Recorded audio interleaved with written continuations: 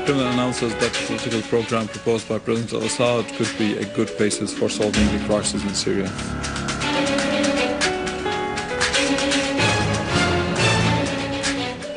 And Iran says that targeting Syria aims at weakening the axis of resistance.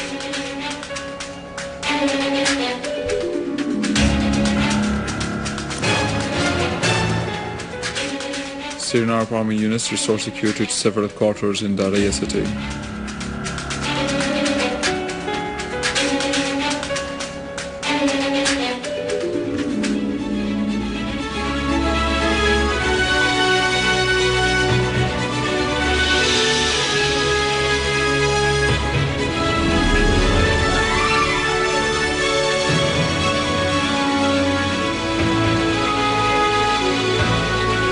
Good afternoon. The Kremlin announced that the political program proposed by President Bashar al-Assad could be a good basis for solving the crisis in Syria. Dmitry Peskov, press secretary for the Russian president, said in an interview with the American National Interest newspaper that the Russian leadership sincerely believes that the plan that was suggested by President Assad is a kind of continuation to the Geneva talks and could constitute a very good basis for further attempts of a settlement of the problem. Peskov stressed that there are many countries giving different kinds of support to gunmen and that definitely does not support a viable, sustainable solution to the Syrian crisis, adding that this support leads to further degradation of the situation there. He affirmed that Russia supports the idea that the future of Syria is subject to decisions taken by all sides of the Syrian conflict. President Assad, his government, the Syrian people, including those who are being named as opposition. He rejected the idea of having the decision about Syria's future taken anywhere else. Mikhail Margilov, chairman of the Foreign Affairs Committee at the Russian State Duma, stressed that the increased support for the Syrian opposition by some countries further complicates the efforts to find a solution in Syria. Margilov reiterated in a statement his country's firm stance on seeking to consolidate regional stability based on international law, including the Syrian issue. He warned that the events in Syria could turn out to cause a tragedy in the region because of the important geopolitical position Syria has. Advisors to the Iranian Islamic Revolution's Supreme Leader for International Affairs, Ali Akbar Wilayati, stressed that targeting Syria comes according to a Western scheme and through its tools in the region to deal a blow to the axis of resistance. Wilayati told Iranian Mehr news agency that any attack on Syria would be considered an attack on Iran and Iran's allies in the region. He pointed out that if the Western Zionist scheme was undermined and Syria's independence was preserved, the balance of powers would be completely in favor of the resistance. He concluded that Syria had a very basic and key role in the victory of the Lebanese resistance in 2006 against the Israeli aggression. Secretary General of Hezbollah party, Sayyid Hassan Nasrallah, said that those who are still living in the delusion that the Syrian state will fall must take this notion out of their heads. In a speech on the anniversary of the birth of Prophet Muhammad, peace be upon him, Nasrallah said that field data and political, regional and international information indicate that the situation in Syria has reached a point at which the dreams of certain sides were unfulfilled. Nasrallah called for resolving the issues in the region through dialogue.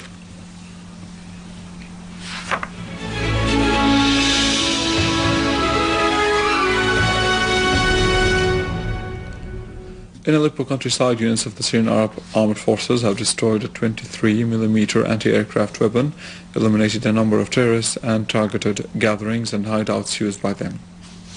In Al-Shaghahib town, Saklaya, Tel Jibrin, Kweris and the surrounding areas, Hayyan, Kfin, Minnig, Kafar Antoun towns and villages. In Aleppo, a unit of the armed forces has targeted terrorists in Bab al-Hadid roundabout, Bab al-Nerab, Al-Castello and Sheikh Saad roundabout, inflicting heavy losses upon them. In Homs, 2 children were martyred as a result of mortar shells fired by terrorists on a house in Bahit al-Walid district, causing material damage in the area as well. A unit of the armed forces has confiscated 2 mortar shells of 73 and 82mm used by the terrorists to target the nearby districts during a cleaning operation in the orchards located between Al-Zuhairiyya and Deir al-Bayt districts. Units of the Syrian Arab Army continue chasing terrorists in Damascus countryside. A unit of the armed forces discovered today 3 tunnels in Daraya in Damascus countryside used by terrorists to transport weapons and ammunition. An official source said that the tunnels linked the finance and municipality buildings and Anas Mosque towards the cultural center. Another unit of the Syrian Arab Army controlled Zaytun Square, Al-Maqabir, the schools, the court and the municipality. It also eliminated a terrorist group in Al-Shredi area, including the mufti of those terrorists. Units of the armed forces continued to clean different parts in Hama countryside, carrying out operations along Mhardi, Sqailbiya Road, Tel Millih, Al-Jalma villages and eliminating the mercenary terrorists. Moreover, a unit of the armed forces has carried out an operation at Sheikh Hadid village and other nearby villages in Al-Ghab countryside, killing or wounding a number of terrorists and destroying hideouts used by them. Engineering units have dismantled a large number of explosive devices planted by terrorists along Sheikh Hadid Road to target the civilians and military personnel.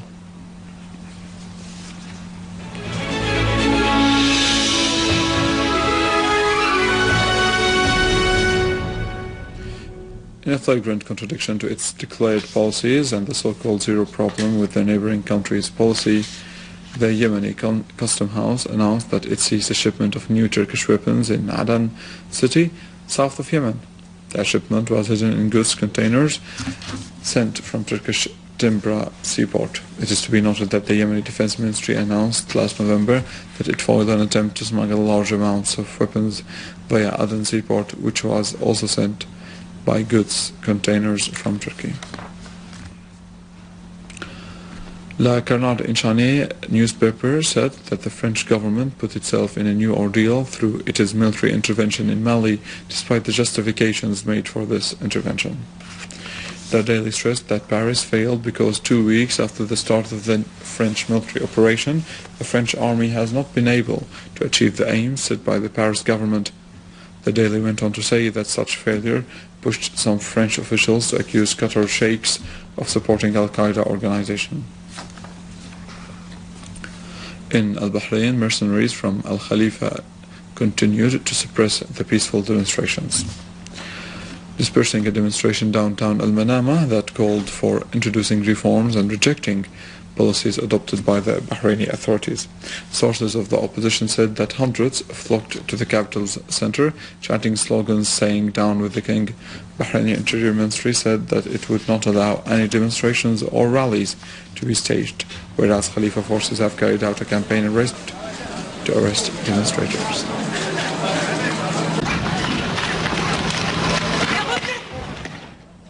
And with this, we end our news for today. Thank you for watching. For more information and details about Syria and the region, you can visit our website in English, www.syriaonline.sy. After the break, Vani has the latest in economy.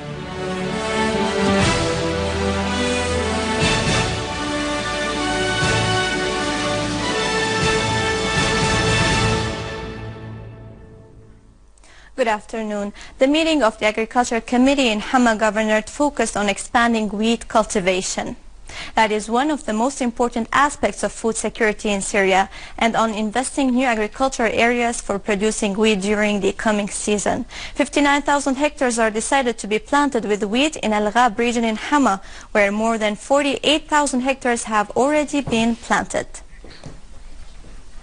The Hama branch of the Cooperative Agricultural Bank started paying the corn crop subsidies, which is worth of 1.6 million Syrian pounds for the agricultural season of 2011 and 2012.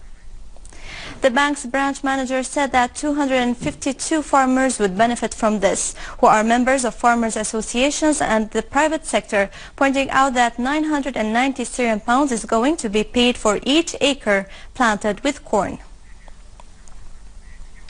The Iranian Minister for Trade and Industry discussed with the Syrian ambassador to Iran, Dr. Adnan Mahmoud, following up the implementation of the economic and commercial agreements and providing the needs of the markets in the two countries.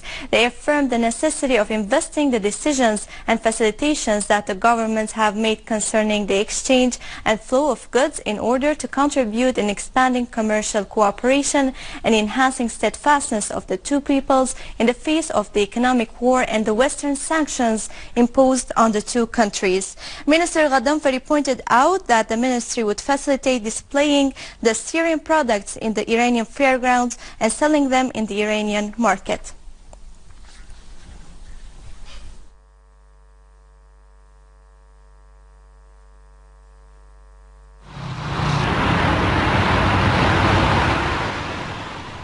U.S. shares rose for the week, capping the longest stretch of daily gains since 2004.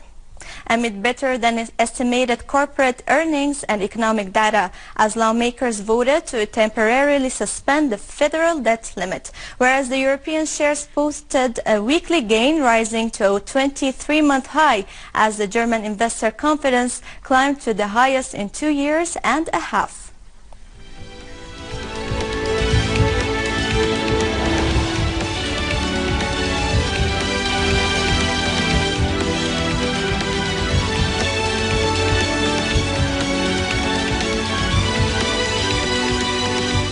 Oil ended its weekly dealings on a slight fall after a volatile trading session includes sales for a profit pushed the prices to decline below their levels, but still managed to register gains for the 7th week.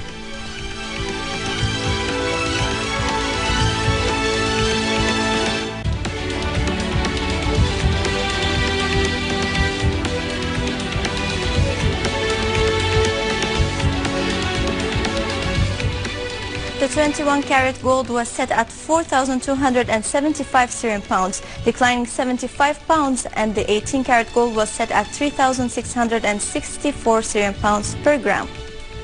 Whereas the Jewelers Assembly set the price of the Rashadi golden coin at 32,400 Syrian pounds, while the English coin of 21-carat was set at 34,600 Syrian pounds, and the 22-carat gold was set at 36,200 Syrian pounds.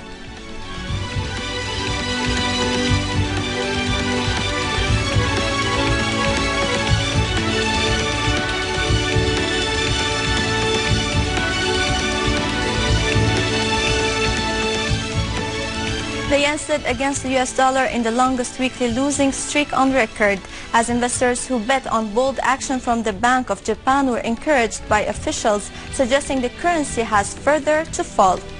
The euro rose to an 11-month high against the US dollar as the European Central Bank said that the lenders will hand back a greater amount of 3-year loans next week than the forecasted, while the yen fell for an 11th week as Deputy Economy Minister said that its drop isn't over and a 100 per dollar level wouldn't be a concern. So the Federal Reserve opens a 2-day meeting on January 29th.